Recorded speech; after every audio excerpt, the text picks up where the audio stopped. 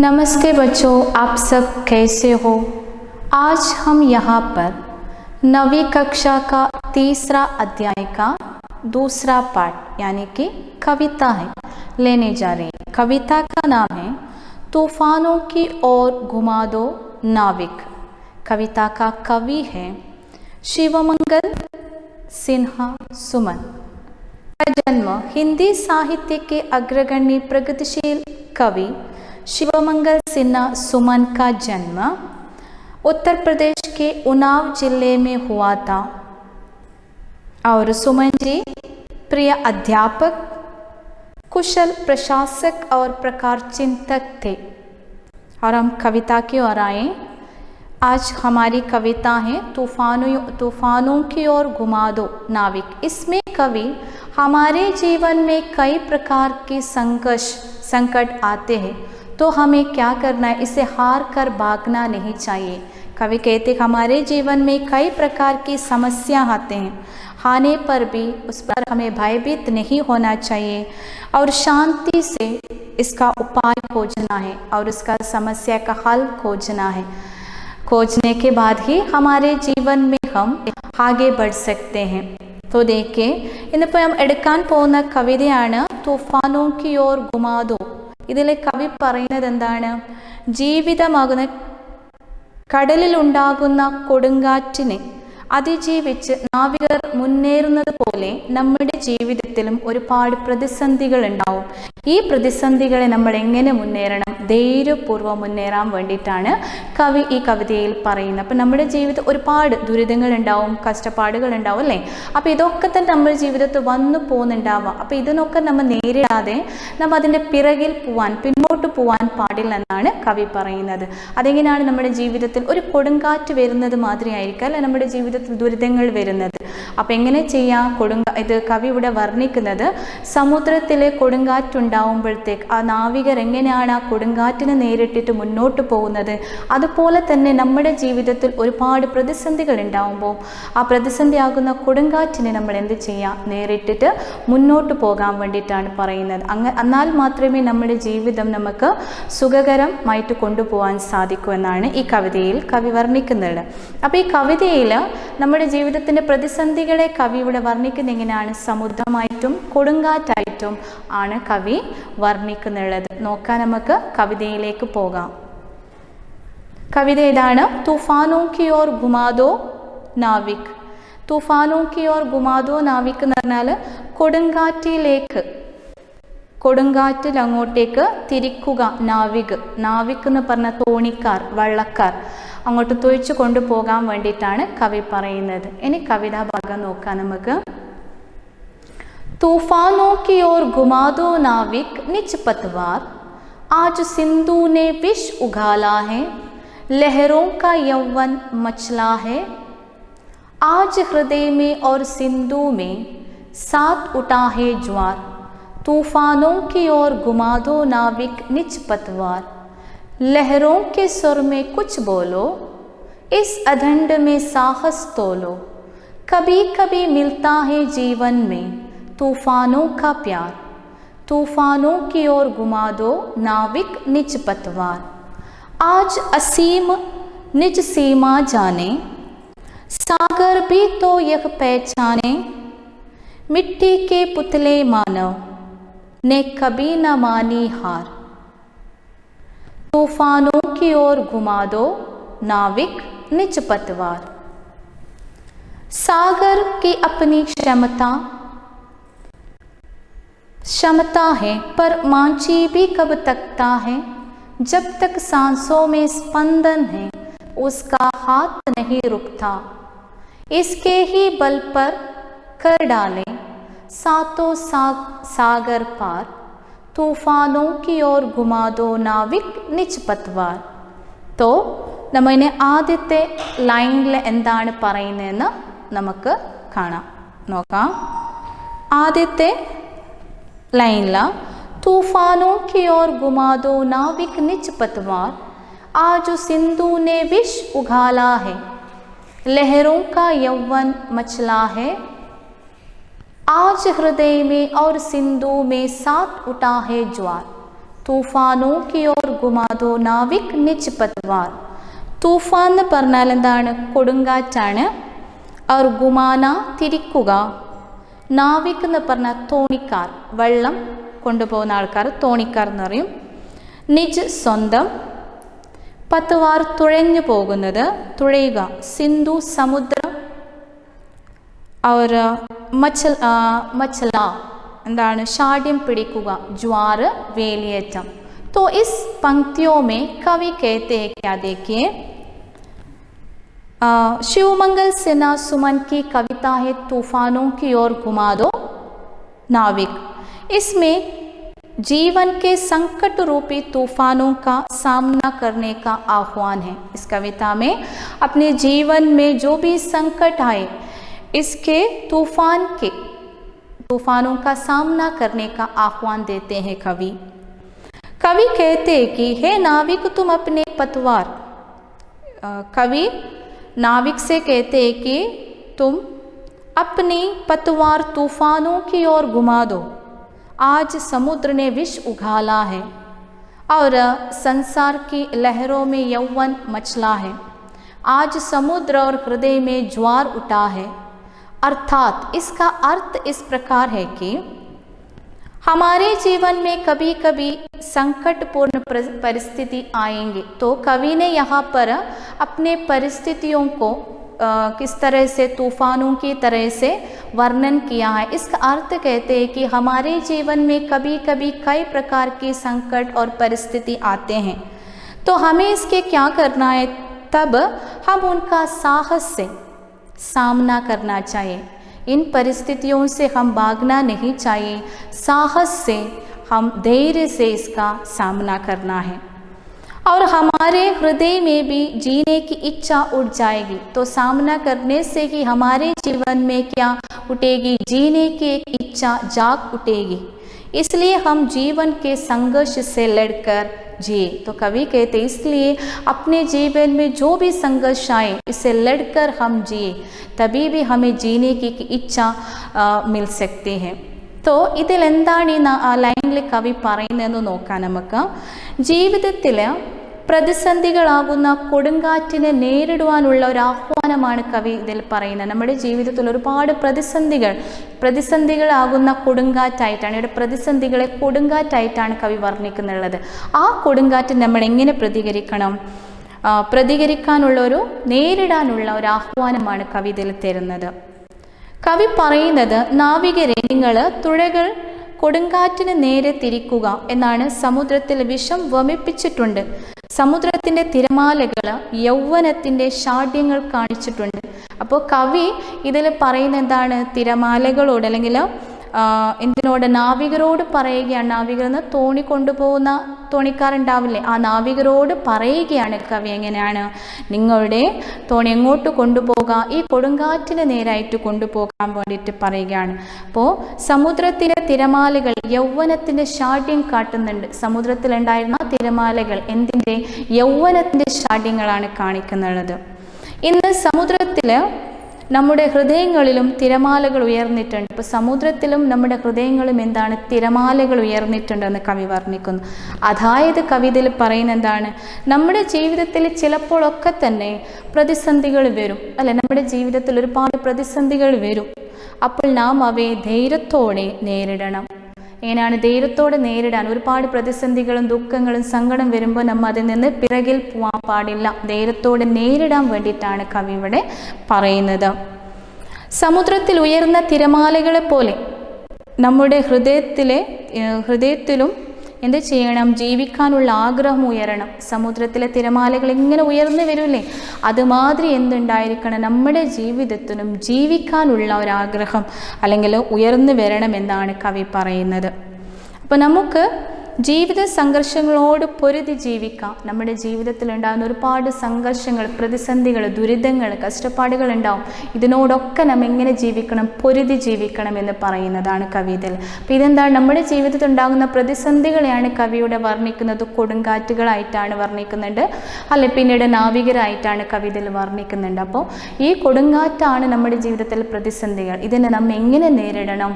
ധൈര്യത്തോടെ നേരിടണം. ആ നേരിട്ടാൽ മാത്രമാണ് നമ്മുടെ ജീവിതത്തിൽ നമുക്ക് മുന്നോട്ട് പോകാൻ സാധിക്കും, അല്ലെങ്കിൽ സന്തോഷം നിറഞ്ഞ ജീവിതം നമുക്ക് നേടിയെടുക്കാൻ സാധിക്കും. തിരമാലകളിലൂടെ ഒരുപാട് തിരമാല ഉയർന്നു വരുന്നുണ്ട് അല്ലേ? അപ്പോൾ അതുമാത്രം എന്ത് ചെയ്യണം? നമ്മുടെ ജീവിതത്തിൽ ആഗ്രഹങ്ങൾ നമ്മൾ എന്ത് ചെയ്യണം?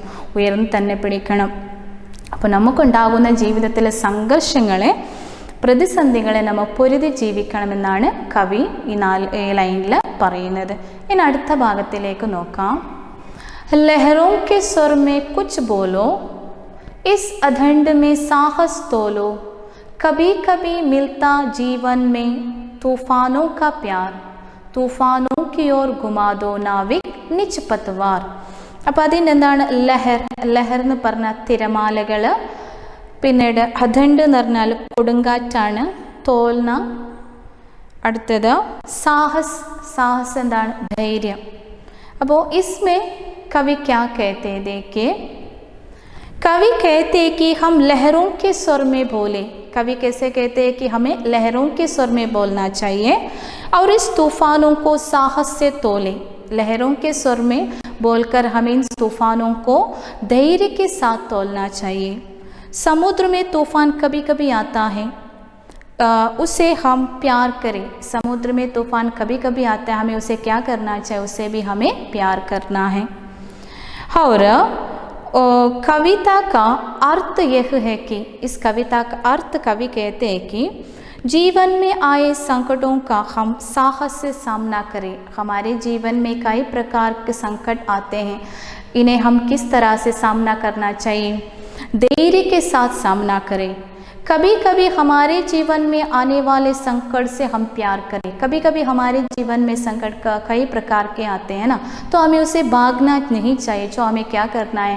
इन संकटों से भी प्यार करना चाहिए, अपने से प्यार करना चाहिए. कवि कहते हैं कि, അപ്പോൾ ഇതിലെന്താണ് കവി പറയുന്നതെന്ന് നോക്കാം. കവി ഇവിടെ പറയുന്നത് എന്താണ്? നാം തിരമാലകളുടെ സ്വരത്തിൽ സംസാരിക്കണമെന്നാണ് കവി പറയുന്നത്. തിരമാലകളുടെ സ്വരത്തിൽ.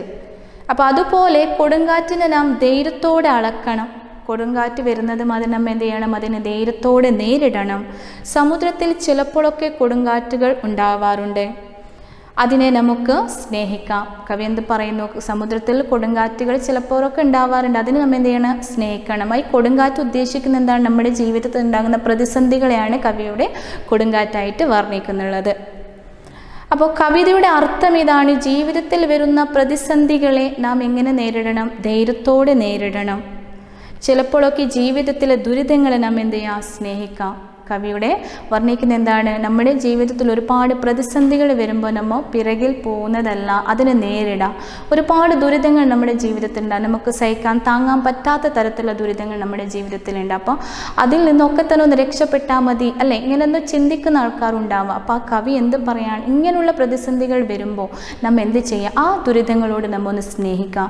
അപ്പോൾ ആ സ്നേഹിക്കുന്ന സമയത്ത് നമുക്ക് എന്ത് ചെയ്യും? ആ ദുരിതങ്ങൾ നമുക്ക് മുന്നോട്ട് ധൈര്യത്തോടെ നേരിടാൻ സാധിക്കും. അല്ലാതെ എന്നെ കൊണ്ട് ആ ദുരിതങ്ങൾ നേരിടാൻ പറ്റില്ല എന്ന് പറഞ്ഞിട്ട് പിറകിൽ പോയാൽ നമുക്ക് എന്തെങ്കിലും നേട്ടം ഉണ്ടാവുമോ?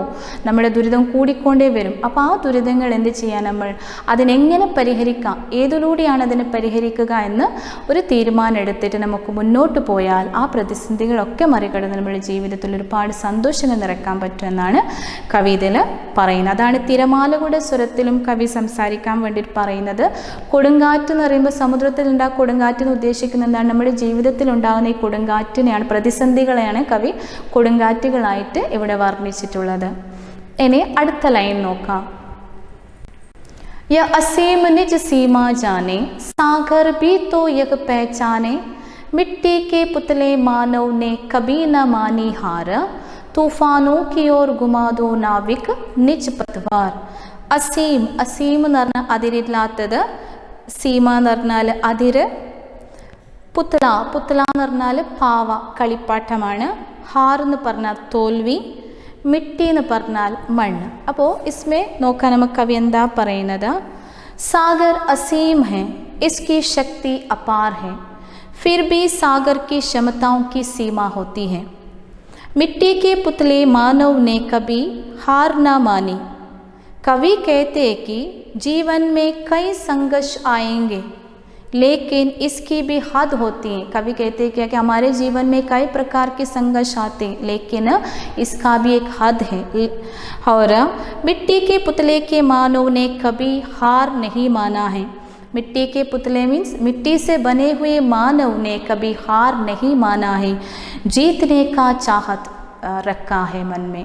वो तो कवि ने इसमें कहा कि सागर के फिर भी सागर की क्षमताओं की सीमा होती है, सागर की क्षमता की एक सीमा ही होती है, और मिट्टी के पुतला मानव ने कभी हार नहीं मानी है। कवि इसमें कहते हैं कि जीवन में कई प्रकार के संघर्ष आने पर भी हमें भागकर नहीं, पीछे नहीं जाना चाहिए। तो मिट्टी से बने हुए मानव ने कभी हार नहीं मानी, जीतने का चाहत रखा है। ഇന്ത്യയിൽ എന്താണ് പറയുന്നത് നോക്കാം. സമുദ്രം അതിരില്ലാത്തതാണ്. നമുക്കെല്ലാവർക്കും അറിയില്ലേ, സമുദ്രത്തിനൊരു അതിരില്ല. അപ്പോൾ അതിൻ്റെ ശക്തി തന്നെ, സമുദ്രത്തിൻ്റെ ശക്തി തന്നെ അപാരമായിട്ടാണ് കവി ഇവിടെ വർണ്ണിക്കുന്നുള്ളത്. എന്നിട്ടും അതിൻ്റെ കഴിവുകൾ ഒക്കെ അതിരുണ്ട്. എന്നാലും അതിൻ്റെ ഓരോ കഴിവുകൾക്ക് എന്തുണ്ട്, ഒരു അതിരുണ്ട് ഉണ്ട്. പക്ഷേ മൺപാവ പോലെയുള്ള മനുഷ്യൻ ഒരിക്കലും പരാജയം സമ്മതിച്ചിട്ടില്ല. മൺപാവ പോലെയുള്ള ഈ മനുഷ്യർ ഒരിക്കലും എന്ത് സമ്മതിച്ചിട്ടില്ല, പരാജയം സമ്മതിച്ചിട്ടില്ല. ജയിക്കാൻ വേണ്ടിയിട്ടുള്ള ഒരു ആത്മവിശ്വാസം മനുഷ്യരിലുണ്ടായിരുന്നു.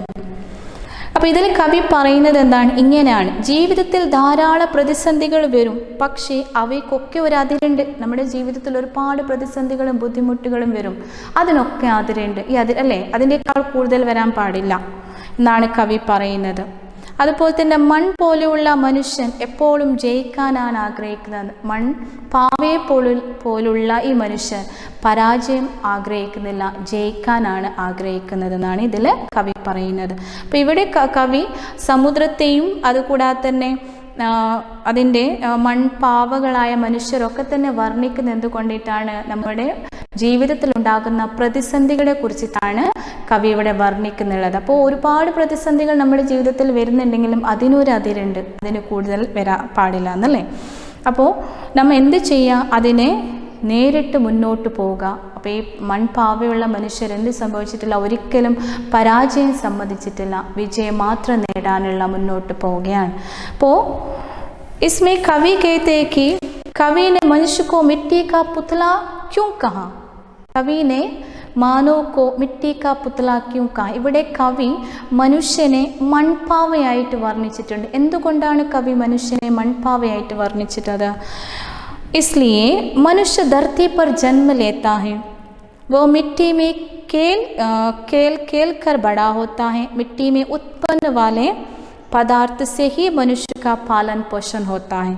इस प्रकार मनुष्य जन्म से लेकर मिट्टी तक, മൃത്യു തക്ക് മിട്ടി സെ ജുടാ രഹത്താ ഹെ. എന്ന് പറഞ്ഞാൽ കവി നേരത്തെ പറഞ്ഞു എന്താണ്, മനുഷ്യനെ ഒരു മൺപാവയായിട്ടാണ് കവിയുടെ വർണ്ണിച്ചിട്ടുള്ളതെന്ന് പറഞ്ഞു. എന്തുകൊണ്ടാണ്, മനുഷ്യന് ജനിച്ചല്ലേ, മണ്ണിൽ തന്നെ ജനിച്ചു, മണ്ണിൽ തന്നെ കളിച്ചാൾ വളർന്നു, മുന്നോട്ട് പോയി. പിന്നീട് മണ്ണിൽ തന്നെ ഉൽപ്പാദിപ്പിച്ച വസ്തുക്കളാണ്, പദാർത്ഥങ്ങളാണ് മനുഷ്യർ ഉപയോഗിച്ചിരുന്നത്. അപ്പോൾ അതിലൂടെയാണ് അദ്ദേഹത്തിൻ്റെ പാലൻ പോഷൻ होता है. और इस प्रकार मनुष्य का जन्म से लेकर, അതുകൂടാതെ തന്നെ മനുഷ്യൻ്റെ ജന്മം തൊട്ട് മരണം വരെ അവർ ഇതിൽ തന്നെ ഉണ്ടാവുന്ന ഈ മണ്ണോട് ചേർന്ന് ഇരിക്കുകയാണ്. അതുകൊണ്ടാണ് കവി ഇവിടെ മനുഷ്യനെ മൺപാവയായിട്ട് വർണ്ണിച്ചിട്ടുള്ളത്. ഇനി ലാസ്റ്റ് ലൈനിലേക്ക് പോകാൻ നമുക്ക്.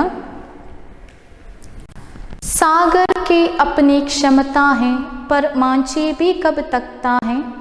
जब तक सांसों में स्पंदन है, उसका हाथ नहीं रुकता. इसके ही बल पर कर डाले सातों सागर पार. तूफानों की ओर घुमा दो नाविक निज पतवार. तो इसमें देखिए, മാഞ്ചി എന്ന് പറഞ്ഞാൽ തോണിക്കാർ, സാൻസ് എന്ന് പറഞ്ഞാൽ ശ്വാസം, പാർ കർണ അക്കരെ കടക്കുക. तो इसमें कवि कहता है कि समुद्र की शक्ति अपार है, लेकिन नाविक इससे नहीं डरता. कवि कहते समुद्र की शक्ति अपार है, नाविक इससे कभी भी नहीं डरता. वह नाव लेकर आगे बढ़ता रहता है. हम देखते हैं कि समुद्र में नाविक जितने ही होता है वो नाव लेकर आगे बढ़ता है. कितने प्रकार के, किस प्रकार के तूफान आए फिर भी वे पीछे नहीं हटता, आगे ही जाते हैं. अंतिम सांस तक उसका हाथ चलता रहता है, अंतिम सांस तक उसका हाथ चलता रहता है। इसके बल पर नाविक सातों समुद्र पार कर लेते हैं, इसके बल पर नाविक सातों समुद्र पार कर लेता है। कवि के मत में प्रतिकूल परिस्थितियों में भी मानो पीछे ना हटे। कवि के मतलब है कि हमारे जीवन में प्रतिकूल विपरीत परिस्थिति आने पर भी पीछे नहीं हटना चाहिए हमें। किस प्रकार आत्मविश्वास के बल पर मानव सभी संकटों को पार कर विजयी बनते हैं। ना कवि कहते हैं आत्मविश्वास के बल पर मानव के जीवन में, हमारे जीवन में कई प्रकार के संकट आते हैं, लेकिन उसे पार कर हमें विजयी बनना है, कवि कहते हैं। നമുക്ക് അതിൽ എന്താണ് കവി പറയുന്നോക്ക? സമുദ്രത്തിൻ്റെ ശക്തി അപാരമെന്നാണ് പറയുന്നത് അല്ലേ? സമുദ്രത്തിനുണ്ടാകുന്നതിൻ്റെ ശക്തി അപാരം തന്നെയാണ്. പക്ഷേ നാവികർ അതിനെ ഭയക്കുന്നില്ല. നാവികർ എന്ന് പറഞ്ഞാൽ തോണി കൊണ്ടുപോകുന്ന ആൾക്കാർ അല്ലെ, അതിനെന്ത് ചെയ്യുന്നില്ല? അതിനെ ഭയക്കുന്നില്ല. അയാൾ വെള്ളം തുഴഞ്ഞ് മുന്നോട്ട് പോകുക തന്നെ ചെയ്യുന്നു. തോണീനെ എടുത്തുകൊണ്ട്, നാവിനെടുത്തുകൊണ്ട് മുന്നോട്ട് തന്നെ പോകുന്നുണ്ട്. എത്ര തിരമാലകൾ, എത്ര കൊടുങ്കാറ്റ് വന്നാലും ഈ നാവികർ എന്ത് ചെയ്യുന്നില്ല? സമുദ്രത്തിൽ എനിക്ക് മുന്നോട്ട് പോകാൻ പറ്റില്ല എന്ന് പറഞ്ഞിട്ട് പിറകോട്ട് വരുന്നില്ല. ഇവരെന്ത് ചെയ്യാണ്? അതിന് നേരിട്ട് മുന്നോട്ട് തന്നെ പോവുകയാണ് അല്ലേ? അപ്പോൾ എങ്ങനെയാണ്? അവസാന ശ്വാസം വരെ, അയാൾക്ക് അവസാന ശ്വാസമുള്ളത് വരെ അയാൾ കൈകൾ ചലിച്ച് കൊണ്ടിരിക്കുന്നു. അപ്പോൾ അതിൻ്റെ ബലത്തിൽ നാവികർ എന്ത് ചെയ്യാണ്? 7 സമുദ്രം തരണം ചെയ്യുന്നു. ആ ഒരു ബലത്തിൽ തന്നെ, കാരണം എന്ത് വന്നാലും നമ്മൾ പിറകിലില്ല എന്നാണ് നാവികർ പറഞ്ഞുകൊണ്ട് ഇവർ തോണി എടുത്തുകൊണ്ട് മുന്നോട്ട് തന്നെ പോവുകയാണ്. അപ്പോൾ ആ ബലത്തിൽ ഇവർ എന്ത് ചെയ്യാണ്? ആ ബലത്തിൽ 7 സമുദ്രം ഇവർക്ക് തരണം ചെയ്യാൻ സാധിക്കുന്നുണ്ട്. അപ്പോൾ കവിയുടെ അഭിപ്രായത്തിൽ പ്രതികൂലമായ സാഹചര്യത്തിലൂടെ മനുഷ്യൻ പിന്നോട്ട് മാറുന്നില്ല. മനുഷ്യരുടെ ഒരുപാട് പ്രതികൂലമായ പ്രതിസന്ധികൾ നമ്മുടെ ജീവിതത്തിൽ വന്നാൽ മനുഷ്യൻ അതിന് പിറകിൽ പോകുന്നില്ല. എന്താണ്? ആത്മവിശ്വാസത്തിൻ്റെ ബലത്തിൽ മനുഷ്യർ എല്ലാം പ്രതിസന്ധികളെയും തരണം ചെയ്തു. ആത്മവിശ്വാസത്തിൻ്റെ ബലത്തിൽ മനുഷ്യർ എന്ത് ചെയ്യാണ്? എല്ലാ പ്രതിസന്ധികളെയും തരണം ചെയ്തുകൊണ്ട് മുന്നോട്ട് പോയി വിജയിക്കുകയാണ് ചെയ്യുന്നത്. അപ്പം നമ്മുടെ ജീവിതത്തിൽ ഒരുപാട് പ്രതിസന്ധികൾ വന്നാൽ നമ്മൾ എന്ത് ചെയ്യാൻ പാടില്ല? പിറകോട്ട് പോകാൻ പാടില്ലെന്നാണ് കവി വർണ്ണിക്കുന്നത്. അതാണ് കവി നമ്മുടെ ജീവിതത്തിൽ ഉണ്ടാകുന്ന പ്രതിസന്ധികളാണ് സമുദ്രമായിട്ടും സമുദ്രത്തിൻ്റെ ശക്തിയായിട്ടും അതുകൂടാതെ നാവികരായിട്ടും ഇവിടെ കവി വർണ്ണിച്ചിട്ടുള്ളത്. ഇതല്ലേ കവി വർണ്ണിച്ചിട്ടുള്ളത്. അപ്പോൾ മൊത്തത്തിൽ പറയുന്നതെന്ന് പറഞ്ഞാൽ കവിതയിൽ പറയുന്നതാണ് നമ്മുടെ ജീവിതത്തിൽ ഒരുപാട് പ്രതിസന്ധികൾ വന്നാൽ നമ്മൾ എന്ത് ചെയ്യാൻ പാടില്ല? പിറകോട്ട് പോകാൻ പാടില്ല. അതിനൊക്കെ തന്നെ തരണം ചെയ്ത് മുന്നോട്ട് തന്നെ പോകണം. എന്നാൽ മാത്രം നമ്മുടെ ജീവിതത്തിൽ നമുക്ക് എന്ത് നേടാൻ സാധിക്കും? വിജയം നേടാൻ സാധിക്കും എന്നാണ് കവി പറയുന്നത്. അപ്പോൾ कवि कहते हैं कि मनुष्य का कर्तव्य है कि उन कठिनाइयों में वह अपना धैर्य ना खोए. कवि कहते हैं कि എന്താണ് നമ്മുടെ ജീവിതത്തിൽ ഒരുപാട് കഷ്ടപ്പാടുകൾ വന്നാൽ നമ്മൾ എന്ത് ചെയ്യാൻ പാടില്ല? നമ്മുടെ ധൈര്യം കുറയാൻ പാടില്ല. और साहस से उसका सामना करे. ധൈര്യത്തോടു കൂടി നമ്മൾ എന്ത് ചെയ്യുക? അതിനെ നേരിടാം. അപ്പോൾ इसलिए साहस से उसका सामना करे, इसलिए तब कठिनाइयों का स्वागत करे, उन पर विजय प्राप्त कर सकते. നമ്മുടെ ജീവിതത്തിൽ ഒരുപാട് കഷ്ടപ്പാടുകൾ വന്ന് ചെയ്താൽ നമ്മൾ ആ പ്രതിസന്ധികളെ സ്വാഗതം ചെയ്യാം. നമ്മുടെ ജീവിതത്തിൽ നമുക്ക് തന്നെ അറിയാം ഒരുപാട് ദുരിതങ്ങൾ വന്നു പോയിക്കൊണ്ടിരിക്കുന്നുണ്ട് അല്ലേ? അപ്പോൾ നമ്മൾ എന്ത് ചെയ്യുക? ആ ദുരിതങ്ങളൊക്കെ തന്നെ സ്വാഗതം ചെയ്യാം, അതിനെ സ്നേഹത്തോടെ പരിഹരിക്കാൻ നോക്കാം. എന്നാൽ മാത്രമേ നമ്മുടെ ജീവിതത്തിൽ നമുക്ക് സന്തോഷകരമായിട്ട് മുന്നോട്ട് പോകാൻ സാധിക്കുമെന്നാണ് കവിതയിൽ പറയുന്നുള്ളത്. അപ്പോൾ ഈ കവിതയിൽ എന്തെങ്കിലും നിങ്ങൾക്ക് മനസ്സിലാവാത്തതുണ്ടെങ്കിൽ ചോദിച്ച് മനസ്സിലാക്കാവുന്നതാണ്. ധന്യവാദ്.